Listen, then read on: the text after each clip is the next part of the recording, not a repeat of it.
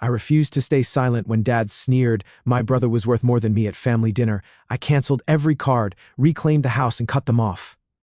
I, 33 male, grew up as the responsible son, the one who always did his homework, kept his room clean, and never caused problems. Meanwhile, my younger brother, Adam, 29 male, was the fun one who could do no wrong. Classic golden child syndrome. My parents owned a small hardware store that barely kept the lights on because they were terrible with money. Dad spent thousands on fishing gear while the electric bill sat unpaid. Mom blew cash on jade figurines nobody wanted while we ran out of basics like nails and paint. The place should have gone under years ago, but guess who started working there at 14 to keep the books straight? Yours truly. I spent my high school weekends reorganizing inventory, calling vendors to negotiate payment extensions, and dealing with angry customers while Adam played video games. And my parents pretended to be successful small business owners in the community. Dad was on the Chamber of Commerce, which meant free dinners and networking opportunities, not actual work. Mom ran a business owners' wives club that was basically just an excuse to gossip at fancy lunches. After high school, I worked my ass off to get a computer science degree while juggling 2 jobs. No help from my parents. They were too busy funding Adam's gap year that somehow stretched into 3. I'd come home from a night shift at the gas station to find my parents had bought Adam a new gaming PC because he needed it for his future, while I was typing papers on a laptop held together with duct tape. When I landed my first developer job at a financial software company in Denver, I thought I'd finally broken free. I moved into a modest 1-bedroom apartment, bought a used Honda, and started building my emergency fund. For the first time in my life, I was spending money on myself without guilt or parental commentary. Wrong move. That's when the real financial abuse began. First came the calls about the store being behind on rent. Then it was property taxes. Then suppliers threatening legal action. Each time I'd transfer a few $1,000s to save the family business. Each time Dad would promise to get things under control. And each time I discovered they'd blown my money on something ridiculous while Adam posted Instagram photos from music festivals I was apparently funding. I remember one particularly infuriating discovery. I'd sent $4,000 to cover an emergency tax situation at the store, only to see Adam tag himself at Coachella the following weekend with VIP passes and a new camera that looked suspiciously like the one I'd been saving for. When I called my parents to ask about it, Mom got defensive, saying Adam needed this break because he's been under so much stress lately. The stress of what? Professional mooching. Over the next decade, I climbed the corporate ladder to become a senior software architect making $175,000 a year. But I was living like someone making half that. Why? Because I was essentially supporting 4 adults, myself, my parents, Adam, and Adam's girlfriend, Amber, who moved in with my parents between apartments 2 years ago. Amber, a digital influencer with 3,000 followers, preached manifesting abundance while living rent-free in a house and car I paid for. The worst part wasn't the money, it was the entitlement. They treated accessing my bank account as their God-given right. If I questioned any expense, Dad would remind me how they sacrificed everything for my education. Complete BS. Mom would start crying about family loyalty. Adam would text me things like, dude, stop being such a tight ass. It's just money, my money. The money I earned by working 60-hour weeks while they lounged around complaining about how tough life was. The pattern became disturbingly familiar. Every 3 months, there'd be some new crisis requiring exactly the amount I'd managed to save since the last crisis. Car broke down, roof needed repairs, insurance premiums due, supplier threatening legal action. Meanwhile, the hardware store never improved. Dad kept hiring his fishing buddies as part-time help, paying them under the table and letting them slack off all day. Mom kept ordering inventory nobody wanted because she thought it was charming. By my early 30s, I was covering their mortgage on a house I bought them, car payments on vehicles I financed, and monthly allowances that disappeared into whatever hobby or impulse purchase caught their attention that week. Dad's fishing equipment had its own room in the house. Mom's craft supplies could have stocked a small store. Adam had every gaming console on the market, plus a collection of limited edition controllers he displayed but never used. All while they treated me like an open wallet that occasionally malfunctioned when I dared to ask questions. My cousin Ethan had recently moved to town for a job at my company. I'd put in a good word for him since he was one of the few relatives I actually respected. He had a solid work ethic, paid his own bills, and never asked me for money, basically the unicorn of my family tree. He suggested a family dinner to reconnect with everyone, naively thinking my parents had changed since he last saw them years ago. Poor bastard had no idea what he was walking into. I agreed to the dinner, knowing that skipping it would just give my family more ammo to paint me as the ungrateful son. I even set a calendar reminder to transfer money to my family emergency credit card, the dedicated one I used to pay for these inevitable group outings. So I showed up at this overpriced steakhouse, one they'd conveniently chosen, knowing I'd cover the bill, the kind of place where a side of asparagus costs $15 and they charge you for each refill of sparkling water.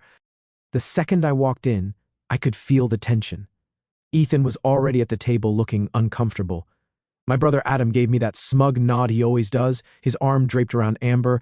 My mom barely acknowledged me, too busy showing Amber some gaudy jewelry catalog. My dad, who had clearly started celebrating before everyone's arrival, was already in a mood. Ethan tried his best to keep conversation flowing, asking about the hardware store. Bad move. That launched my dad into a 20-minute rant about supply chain issues and market conditions, his standard excuses for why the business was failing, never mind the fact that he hadn't worked a full day in years. You know what the problem is, Ethan? It's all these big box stores.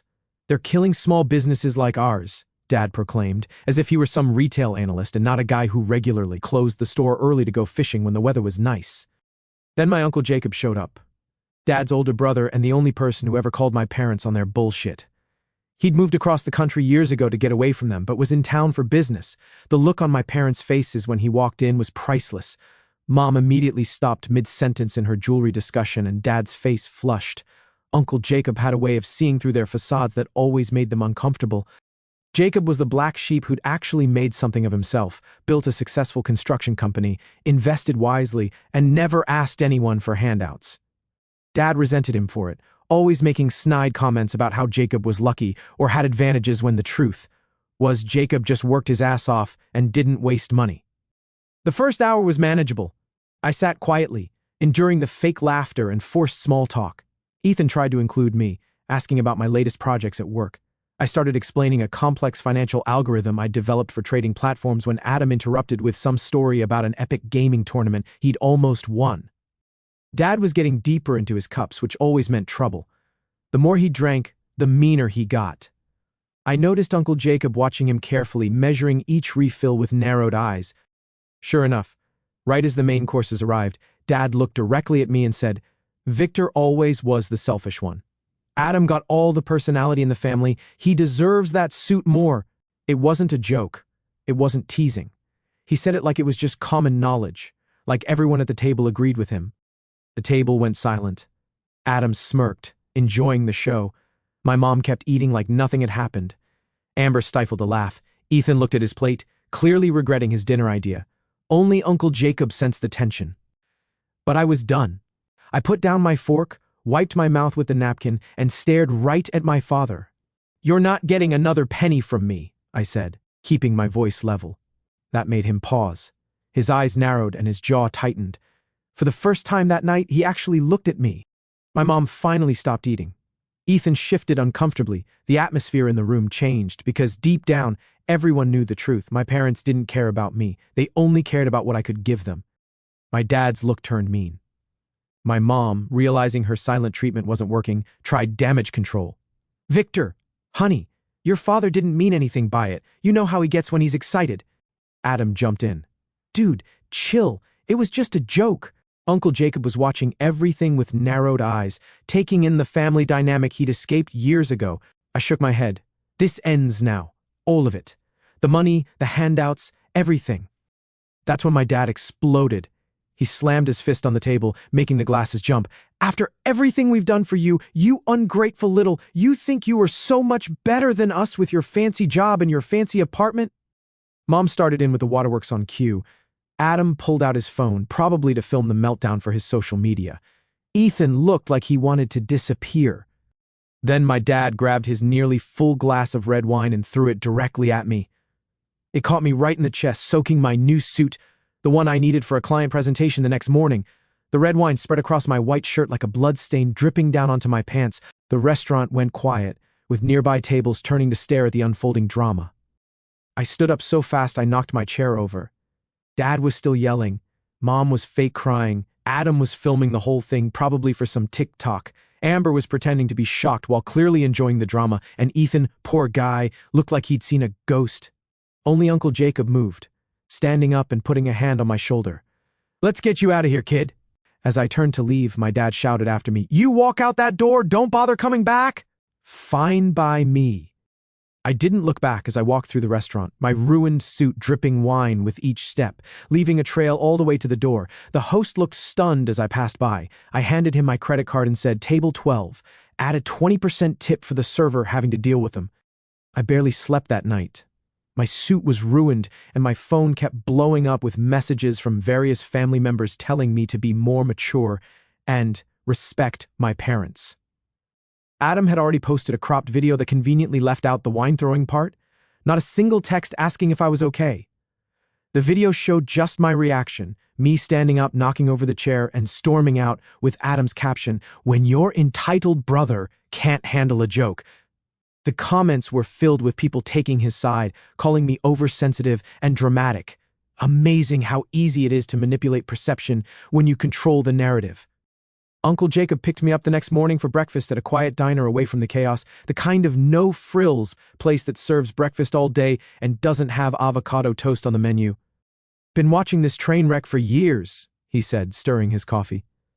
Your parents did the same thing to me until I cut them off. Different generation, same playbook. He told me how my dad had borrowed thousands from him when they were younger, always with some sob story about needing it for the business or medical bills, only for Jacob to discover later it had gone to fishing trips or new golf clubs, how my mom had guilted him about family loyalty when he started asking questions. He looked me straight in the eyes. They're never going to change, Victor. Not your parents, not your brother. They'll drain you dry and then blame you for running out of money. Something about hearing it from someone else, someone who'd been through it, made everything click. They were never going to change. They didn't feel guilty at all. To them, I was still the bad guy who took away their easy life. After breakfast, I stopped overthinking and took action. I went home, made myself some coffee, and started making calls. First was my attorney. The house they lived in was legally under my name. They'd never bothered to check the paperwork, too busy showing off their dream home to friends. I had my lawyer list it for sale immediately. Next was their car, also technically mine. The luxury SUV with all the upgrades that Dad had convinced me they needed for safety reasons, but actually wanted because the standard model wasn't impressive enough to the neighbors. I called the dealership to arrange for it to be repossessed. Then I remembered the credit card I'd co-signed for them years ago to help improve their credit. Another huge mistake. I'd never removed my name, and the monthly statement was insane. $7,000 spent on fishing gear, online shopping, restaurant meals, and other crap I couldn't even identify. I called the bank, reported the card as compromised, and closed the account. I also checked Adam's accounts. 2 credit cards I'd co-signed for his emergencies that were now maxed out on gaming consoles and festival tickets, the same emergencies that always seemed to coincide with game releases or concert announcements. Closed those too. The satisfying part was knowing they wouldn't get any warning. The credit cards would just stop working mid-transaction. The car would disappear from the driveway overnight. The house would have strangers walking through it for viewings without them having any say in the matter. After years of having no control over my money, I was finally taking it back. By noon, I was in a cab heading to my company's satellite office across town for my presentation. I had better things to do than sit around waiting for the fallout. The presentation was for a major client, potentially worth millions in contracts, the kind of deal that would normally have me stressed. But today I felt oddly calm. Nothing my parents could do to me would compare to the pressure of this pitch. Ethan texted me during lunch. That was intense last night. You okay? I replied, better than I've been in years. And I meant it. For the first time since landing my first real job, I felt like I was actually in control of my own life and finances. No more bracing for the next emergency call. No more mental math about how much I could safely spend on myself without risking not having enough when they inevitably asked for more. I crushed the presentation without the weight of my family's financial exploitation on my shoulders. The client signed that afternoon. It didn't take long for shit to hit the fan. The first call came from my mom while I was still in the post-presentation celebration. She was screaming, demanding to know why their car was missing. I ignored it, letting it go to voicemail while I accepted congratulations from my team. Then my dad called, raging about how I'd ruined their lives, deleted without listening. I could imagine exactly what it said anyway. Adam was next. leaving a string of voicemails calling me every name in the book and saying I was pathetic for taking revenge on my own family. He threatened to expose me online. I blocked his number, knowing his idea of exposure would be more selectively edited videos that painted him as the victim. I checked my email during a coffee break to find a message from Amber with the subject line, "We need to talk about your behavior." The audacity of this woman who had been living on my dime for years, lecturing me about my actions, deleted without reading further. By the time I finished work, nailed it by the way, despite wearing a backup suit that wasn't nearly as nice, my lawyer already had multiple people interested in the house. In this market and with that location, I knew it wouldn't take long to sell. The thought of my parents having to explain to their neighbors why strangers were suddenly touring their home brought me more satisfaction than I cared to admit. Then something unexpected happened. Uncle Jacob called, "Proud of you, kid." About damn time. I nearly dropped my phone. He told me he'd warned my parents for years to stop using me, to treat me better, but they ignored him. He said they got exactly what they deserved. Then he said something that caught me off guard. "Don't sell the house yet. I've got an idea." I didn't know what he meant, but for once I felt like someone was actually on my side. Whatever his plan was, I was in. I met Uncle Jacob at the same quiet diner 2 days later. He ordered his usual black coffee, studied me for a minute, then finally spoke. "Your dad thinks he can do whatever he wants and never face consequences. He needs to feel what it's like to actually lose something." I liked where this was going. His plan was simple. Instead of selling the house right away, I'd wait. Let them panic. Let them see the car was gone, the credit destroyed, the bank accounts frozen, no backup plan, no one to bail them out. They'd lived like royalty, on my dime for years. Now they'd learn what it was like to be broke. And when reality finally hit them, I wouldn't sell the house to just anyone. I'd rent it out, not to them, but to strangers. I'd make sure they watched, other people living in their house while they had nowhere to go. "But what if they beg?" I asked. Uncle Jacob gave a slight smile. "Then they have to earn it." That confused me. My parents had never worked for anything in their lives. My brother was the same way. They were all convinced I'd eventually cave and help them again? But if Uncle Jacob had a way to make them face real consequences, I was all ears. I called my attorney with updated instructions. "Don't sell the house yet. List it as a rental instead. No special treatment. If my parents wanted to stay there, they'd have to apply like anyone else and prove they could actually pay the rent." The problem, they had no jobs, no savings, and no references. Just massive entitlement. My attorney loved the idea, especially after I explained the situation. "In all my years of practice," he said, "I've never seen anyone so thoroughly and legally deliver consequences. This is masterful." The next day, I canceled the automatic payments I'd been making to their utility accounts. Within a week, they'd be facing shut-off notices for electricity, water, internet, and cable. The premium cable package they needed because basic cable didn't have enough sports channels for dad and reality shows for mom. I also contacted the hardware store's landlord. Yes, I'd been paying that rent too, and informed him I would no longer be covering their lease. He seemed unsurprised, mentioning that my parents had been late with payments long before I started helping them. "Only kept them on because you were guaranteeing it," he admitted. The final touch was removing myself as guarantor from their business loans, which I'd been pressured into co-signing years ago. Without my income to back them up, the bank would start looking more closely at the store's actual performance, which was abysmal. It was like dismantling a house of cards. Each removal made the whole structure more unstable. And the best part, I was only taking away what was mine to begin with: money, credit, and property that had been earned through my work, not theirs. With each canceled payment and closed account, the liberation grew stronger. I was finally acting like the successful adult I'd become, rather than the compliant son they'd programmed me to be. 2 days later, all hell broke loose. My dad called first, his voice angry, demanding to know why the house was listed for rent. "It's my house," I told him plainly. "I'm the one on the deed. I'm the one who paid for it. I'm the one who decides what happens to it. But we live here," he sputtered, as if that trumped legal ownership. "You lived there because I allowed it. I no longer allow it." My mom left a voicemail crying dramatically about how I was destroying everything. Interesting how family only mattered when they wanted something from me. Where was this concern for family when they were bleeding me dry for years? Where was this family loyalty when dad threw wine in my face at dinner? Adam sent a barrage of texts calling me psychotic and threatening to tell all our relatives what a monster I was, as if they didn't already know the whole story. Go ahead, I texted back. Tell them how the house you've been living in rent-free is owned by your psychotic brother. Tell them how the car you've been driving is financed by a monster. See how that works out for you. Then came the funniest part. My dad actually asked if I could loan them money for the rental deposit.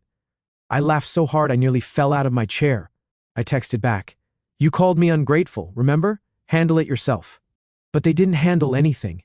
Instead, they showed up at my workplace. I was in the middle of a meeting when my assistant knocked on the door, looking uncomfortable. "Your parents and brother are in the reception area. They're refusing to leave." I took a deep breath and headed out. The receptionist looked relieved when she saw me. "They've been here for 30 minutes, she whispered. "Your father tried to go to your office, but security stopped him." As soon as my dad saw me, he charged forward, pointing his finger in my face. "You think you can treat us like nobodies after everything we've done for you?" I almost laughed. Done for me? What? Basic parenting, feeding me and giving me a roof? That's the bare minimum any parent should do, and they barely managed that. Meanwhile, I'd bought them a house, a car, and covered their living expenses for years until I finally woke up and realized they never saw me as a son. I kept my voice calm. "If you want to live in the house, apply like everyone else. But you'll need to show you can afford the rent." My mom jumped up. "We're your parents. You should support us, not make us look bad." Adam stepped forward, phone still recording. "You're such a pathetic little man getting revenge because you can't handle being called out on your attitude." My dad let out a bitter laugh. "You'd be nothing without us. We made you. You owe us." That did it. Something inside me snapped, but not in the way they expected. I didn't raise my voice. I didn't lose my cool. I just stepped forward and spoke clearly. "I owe you nothing. I built my own career. I worked for everything I have. And you blew every cent I gave you. Now you're broke because you never thought this day would come. Well, now it has." I turned to my assistant. "Call security!" My dad started yelling louder. "You ungrateful little—" But security was already there. Within minutes, they were being escorted out. Dad still shouting, Mom crying about what a terrible son I was, Adam yelling that I was dead to the family and how he would make sure everyone knew what a piece of shit I was. I stood and watched them walk out through the main doors. For the first time in years, I felt free. No guilt, no doubts, just peace. What really struck me was how quickly they'd abandoned any pretense of caring about me. Once the money stopped flowing, there were no questions about my well-being, no attempts at reconciliation, just demands for what they felt entitled to. I went back to my office and closed the door. Then my phone buzzed. It was Uncle Jacob. "Good job," he said calmly. "Now, let's take it even further." I straightened up. "What do you mean?" He paused, then chuckled. "You'll find out soon." The next morning I was having coffee with Ethan at a cafe near our office, when my phone started blowing up again. Calls, texts, voicemails from my parents, Adam, even relatives who normally didn't give a damn about me. I didn't bother checking any of them. I had a pretty good idea what they were about. Ethan looked at my phone as it buzzed for the 10th time. "You're not even curious?" "Trust me, it's just more guilt trips and blame." Then Uncle Jacob called. I figured I should probably take this one. "Turn on the local news app," he said, sounding almost amused. I pulled it up on my phone and nearly choked on my coffee when I saw the headline, "Local man arrested after vandalizing luxury vehicle." There was my father being led away in handcuffs. According to the article, my dad had tracked down my car in the company parking garage, then proceeded to smash every window and slash all 4 tires. The cherry on top, he spray-painted "ungrateful" across the hood in bright red. The security cameras caught everything. Crystal clear HD footage of a 60-year-old man having a tantrum like a toddler. Even better, my company's security team had apprehended him before he could leave the garage. He was currently sitting in county lockup with a list of charges that would make a lawyer salivate: criminal damage to property, trespassing, disorderly conduct. "Did you know he was going to do this?" I asked Uncle Jacob. "Not specifically," he replied, "but I figured if we pushed him hard enough he'd do something stupid.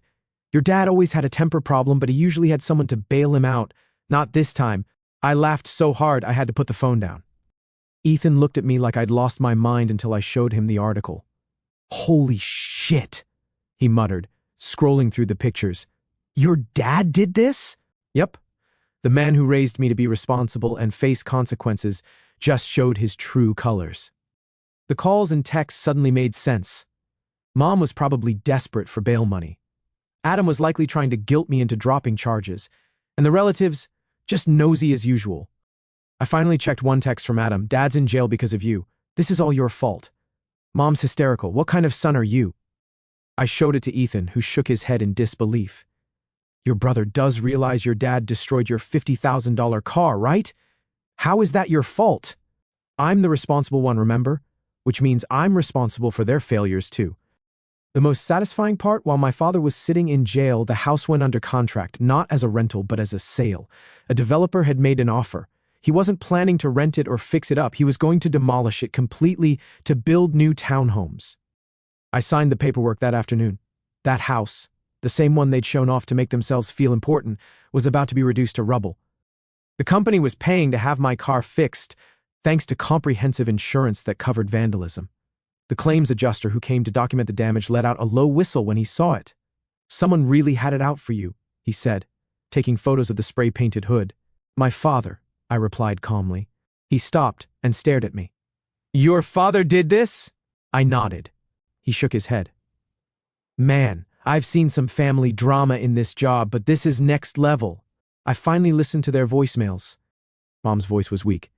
Victor, please, we're sorry. Your father just lost control. We just need a little help to get back on our feet. Adam's wasn't much better. I know we've had our differences, but you can't just leave Dad in jail. Then my dad's one call from jail. You worthless piece of... They weren't sorry.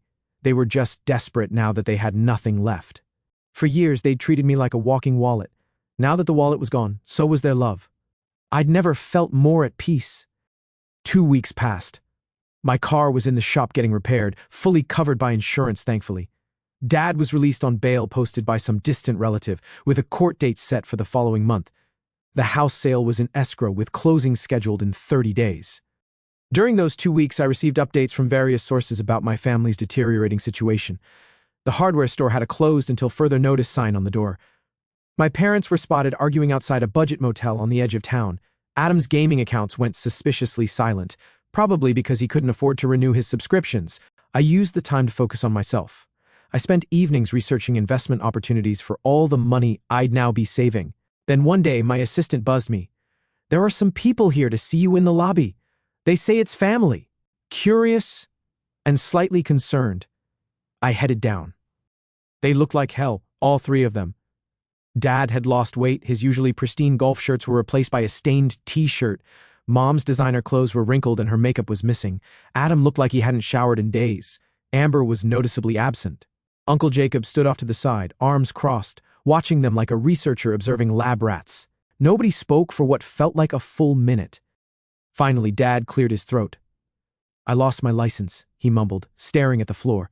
DUI after they released me. Can't drive the store truck, even if we had money for gas. I wasn't surprised. Dad had always been reckless, thinking the rules didn't apply to him. Now he was finally facing real consequences. Mom stepped forward. The hardware store is closed. We couldn't make payroll. The bank took everything. Adam looked up, his usual smug expression replaced by something I'd never seen before. Actual fear.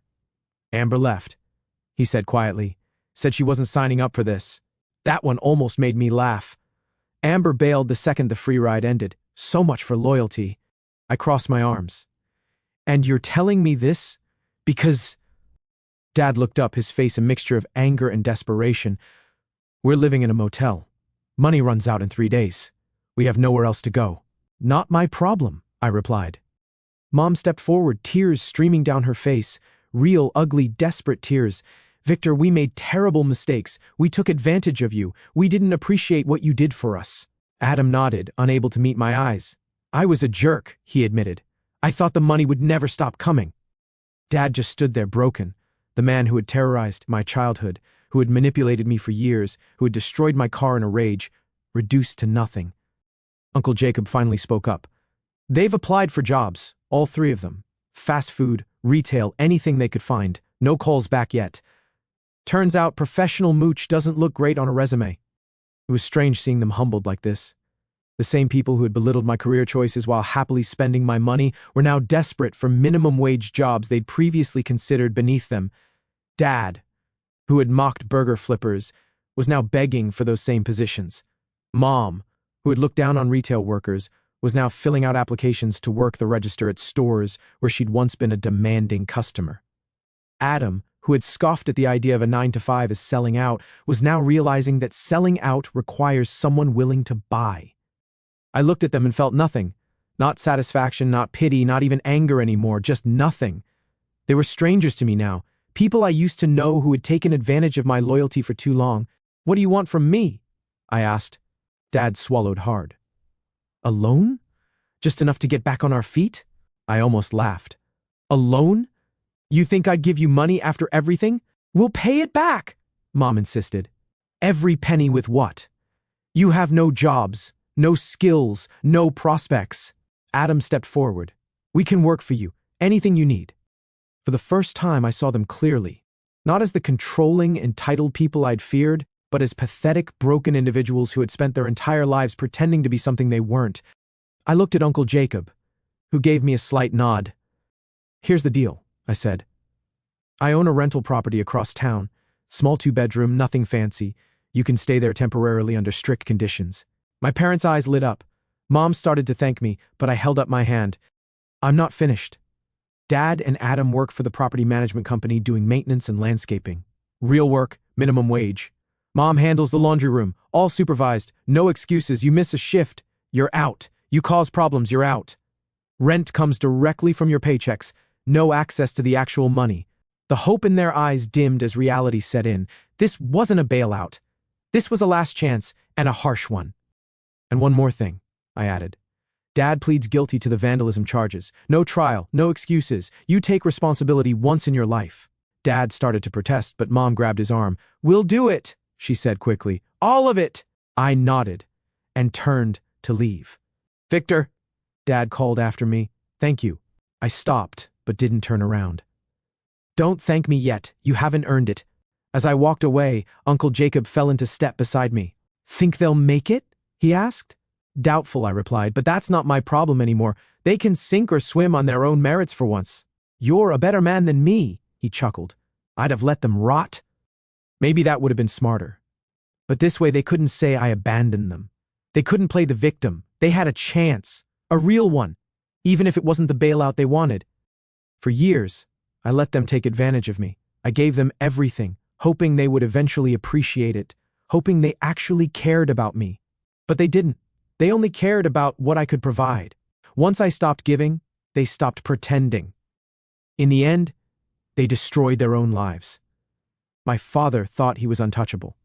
My mother thought she could manipulate her way through anything. My brother thought he could ride their coattails forever. Now they had nothing but an opportunity they probably wouldn't take. That night, I deleted their contact information from my phone, bought a plane ticket for a long overdue vacation, and slept better than I had in years.